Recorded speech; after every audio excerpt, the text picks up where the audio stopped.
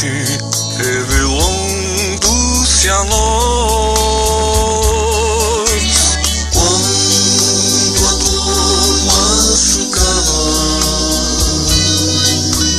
lembra que Cristo também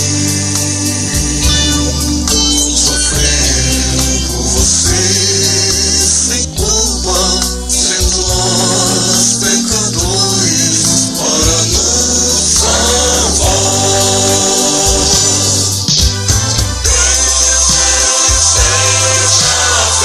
Seja feliz, que Ele te realizará. Ele te realizará. Mas se algo não der certo, não é hora. É só ter fé. É só ter fé. É só ter fé.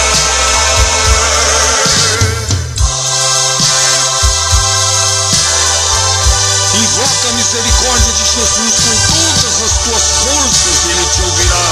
Se até o pior rei de Israel, Manassés, Ele ouviu, por que não te ouvirá?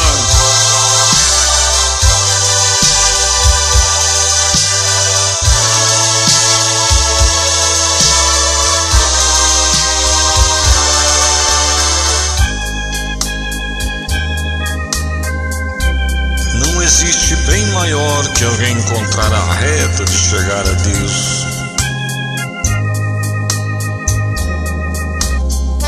Mistérios escondidos desde a antiguidade, revelando-se àquele que busca Deus com sinceridade.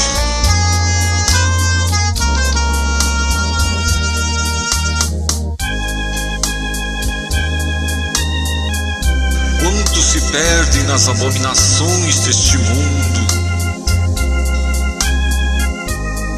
Está escrito em Deuteronômio 6 que Deus é o único Senhor. Não existe, pois, Nossa Senhora. Então busca Deus e seja feliz.